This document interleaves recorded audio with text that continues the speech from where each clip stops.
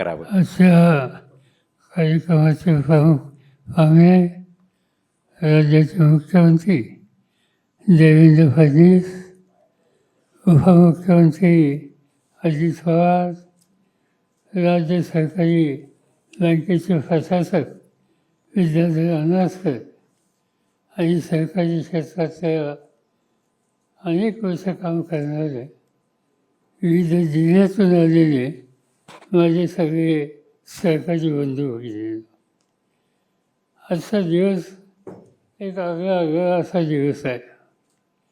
150 वर्षाच्या पूर्वी दख्खनचा उठाव म्हणून एक संघर्ष महाराष्ट्रामध्ये झाला होता. आणि हा झाला कुठं?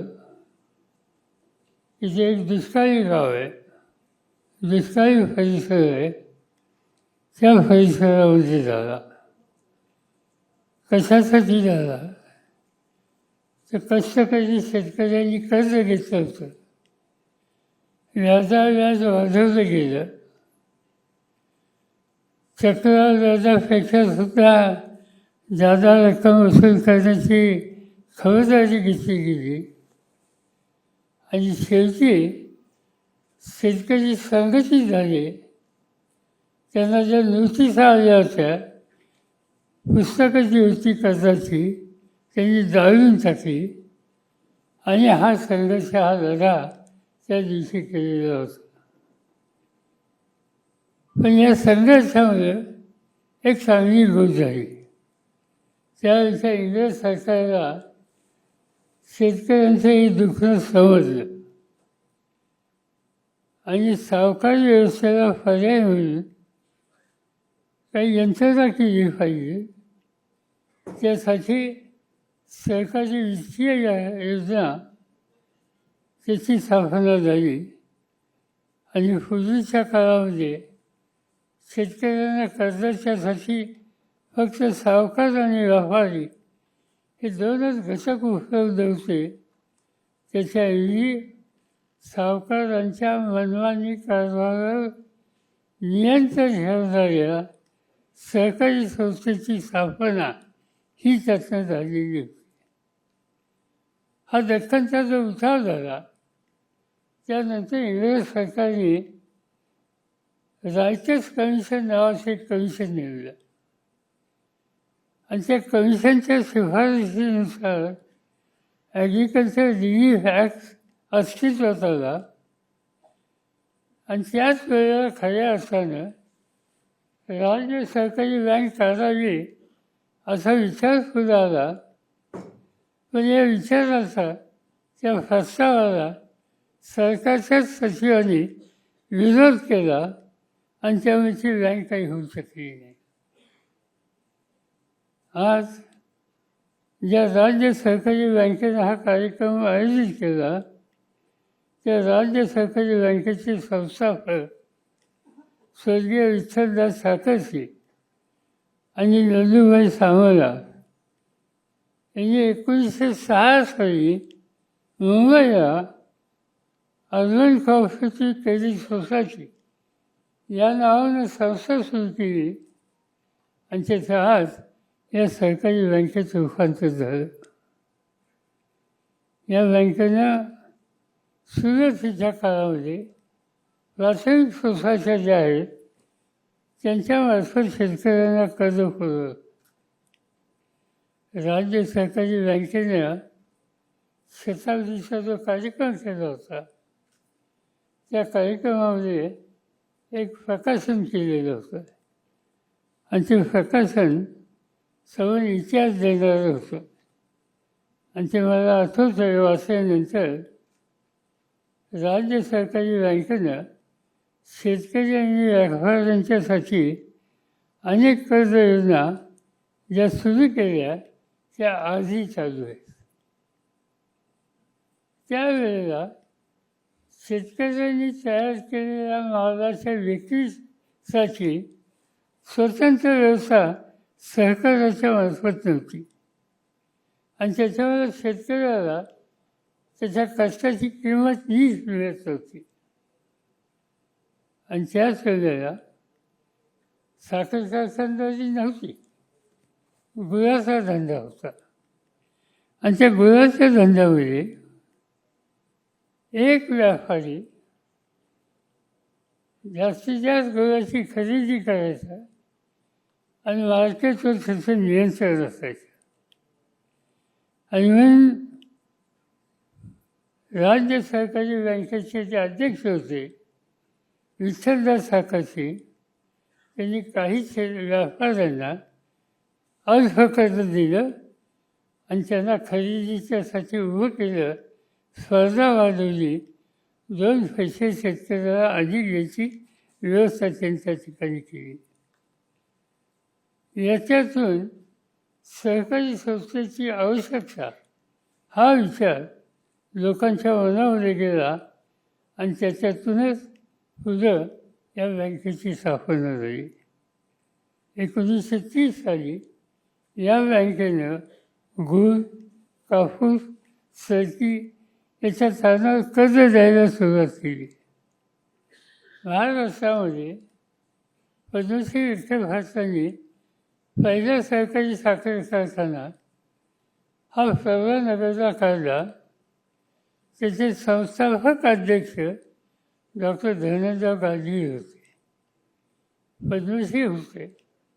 पण गाडगिळांनी या सगळ्या कामामध्ये लक्ष घातलं, त्यामुळं प्रक्रिया करणारी कारखानदारी उभी राहायला सुरुवात केली. हे जरी खरं असलं तरी 1930 साली दुसरा एक व्यवहार झाला होता आणि तो 35 साली राज्य सहकारी बँकेनं मदत केली. शेतकरी एकत्र आले, एका समाजाचे होते आणि त्यांनी एक साखर कारखाना टाकला. त्याचं नाव शाश्वत वाणी शुगर फॅक्टरी. ही खाजगी कारखाना, पण खाजगी कारखान्यामध्ये 2000च्या पेक्षा जास्त शेतकरी त्याचे मालक होते. सहकारी असं रजिस्ट्रेशन नव्हतं, पण संस्था ही सहकारीच होती आणि ती शेतकऱ्यांनी केलेली होती. ती आधी चालू आहे.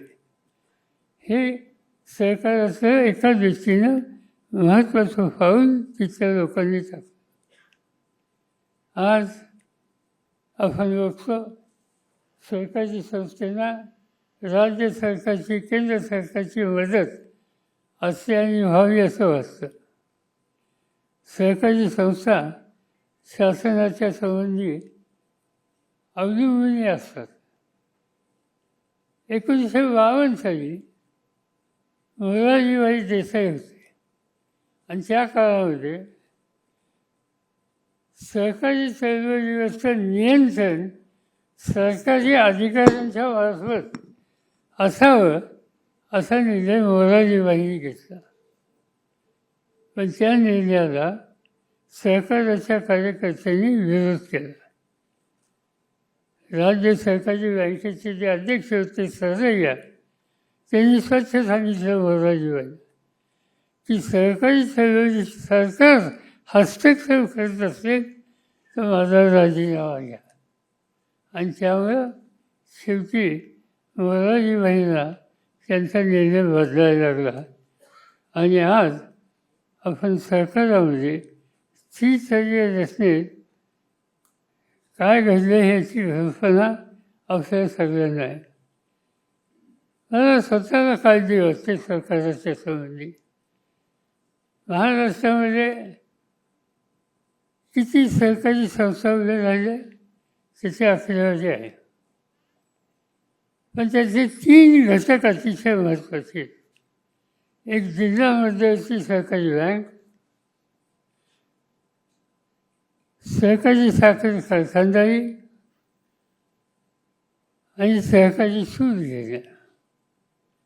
या सगळ्यामध्ये राज्य शासनाचं भाग भांडवल आहे. सुरुवातीच्या काळामध्ये हे साखर कारखाने निघाले, त्या काळामध्ये शेतकऱ्यांची गुंतवणूक ही अतिशय कमी असायची, 7 ते 8 लाखाची असायची. भाग भांडवल सरकार द्यायचं, राज्य सरकारची बँक बाकीचे पैसे द्यायचे आणि त्यातनं ही कारखानदारी उभी. पण आपण नीट विचार जर केला, ज्याचा उल्लेख मी आता केला की या 3 संस्था, महाराष्ट्रात एकंदर जिल्हे किती आणि त्या जिल्ह्याच्या सरकारी बँका किती आणि त्या सरकारी बँकेच्या पैकी आजारी बँका किती. आजारी बँकेचा आकडा हा जिल्ह्यात सगळ्यात जास्त आहे. सहकारी साखर कारखानदारी, देशाची ही कारखानदारी महाराष्ट्रात आली. यशवंतराव चव्हाणांच्या काळामध्ये, धनंजय गाडगे यांच्या काळामध्ये, भाऊसाहेब हिऱ्यांच्या काळामध्ये, इव्हन वसंतदादांच्या फजींच्या काळामध्ये या कारखानदारीमध्ये एक प्रकारची शक्ती होती, आर्थिक स्थैर्य होती. आज महाराष्ट्राचे सगळे साखर कारखाने हे जर बघितले तर काय चित्र आहे. एक काळ असा होता की सहकारी संस्था, सहकारी कारखाने यांची संख्या एकंदर राज्यात असलेल्या कारखान्याच्या 80%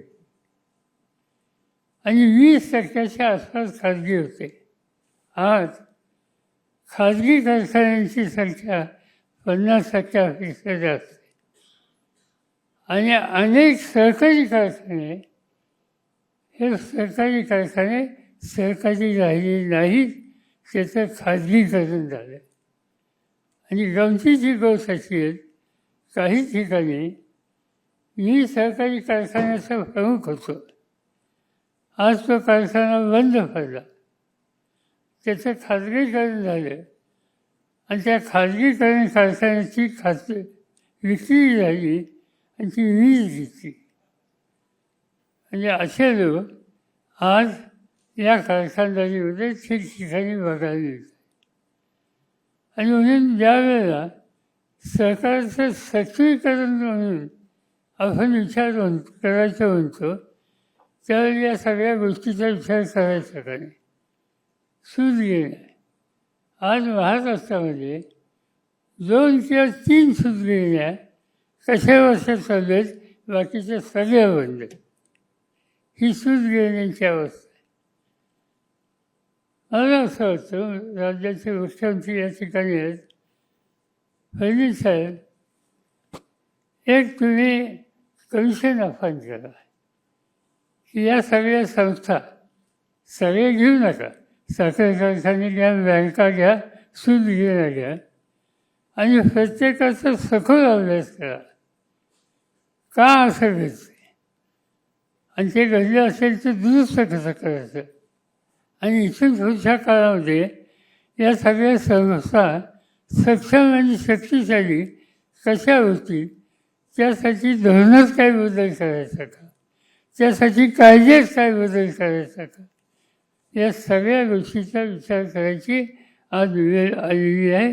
हे जर आपण केलं नाही तर फक्त इतिहासात लिहिलं जाईल की एकेकाळी महाराष्ट्रात अशा प्रकारच्या संस्था होत्या. आणि खरं म्हणलं तर या क्षेत्रामध्ये महाराष्ट्रामध्ये अनेकांनी प्रचंड योगदान दिलं. वैकुंठभाई मिश्रा, मोरारजीभाईंच्या कालखंडामध्ये वैकुंठभाई मिश्रा नावाचे सरकार मंत्री होते. या बँकेचे मध्ये सुद्धा मला तुमच्या बँकेत होते, यांच्या बँकेत ते होते. महाराष्ट्र आणि गुजरात इथल्या सगळ्या संस्थांची उभारणी याच्यामध्ये वैकुंठभाईंचं योगदान प्रचंड होतं.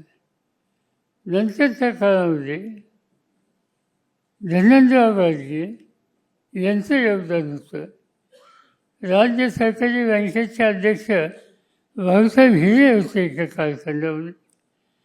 महाराष्ट्र राज्य सहकारी बँकेचे अध्यक्ष वसंतदादा होते. महाराष्ट्र राज्य सहकारी बँकेचे अध्यक्ष अजित पवार होते. त्या सगळ्या कालखंडामध्ये ती बँक एक शक्तिशाली बँक म्हणून देशामध्ये ओळखली जाते. मध्यंतरी तिची अवस्था इतकी वाईट झाली की माझ्यासारख्याला आणि अनेकांना तिथे अस्वस्थता होते. अनाथकरांचं हे काम सोपवावं असं अनेकांनी सांगितलं. राज्य सरकारने हा निर्णय घेतला. मी अनाथकरांचं अभिनंदन करतो. त्यांनी अतिशय कष्ट केले आणि ही सरकारी बँका उर्जित असलेला आणण्याचं चित्त केलं. आता जी आकडेवारी अजित पवारांनी सांगितली ती आकडेवारी बोलकी असते. ती आकडेवारी स्वच्छ सांगते ही बँक आता सावरली, ही स्वतःच्या फळावर राहिली. आता हे जे काम केलं अनाथकरांनी ते राज्य सरकारी बँकेच्या पुरतं आणि विद्या सरकारी बँकेच्या पुरतं सीमित ठेवू नका. या दोन्ही ठिकाणी तुम्ही काम केलं. आपण आणखीन बाकीचे लोक घेऊ, चांगले लोक घेऊ, मुख्यमंत्र्यांची मदत घेऊ आणि जे जे काही करणं शक्य असेल ते या सगळ्या सरकारी संस्थांना उर्जित अवस्था आणण्याच्यासाठी ठोसपणाचे निकाल देऊ. आज त्याची अत्यंत गरज आहे आणि त्या दृष्टीनं मला असं वाटतं की याचा विचार आपण सगळ्यांनी केला पाहिजे. मी काय अधिक बोलून आपल्या सगळ्यांचा वेळ घेऊ इच्छित नाही. सरकाराच्याबद्दल नेहमी बोललं जातं की महाराष्ट्रामध्ये, गुजरातमध्ये, केरळमध्ये आणि तामिळनाडूमध्ये या 4 राज्यामध्ये सरकारी संस्थांची अवस्था चांगली आहे. पण तुलनात्मक आपण माहिती जर घेतली तर महाराष्ट्रापेक्षा सुद्धा आज गुजरात पुढं आहे. गुजरातच्या सरकारी संस्था या अधिक शक्तिशाली आहेत.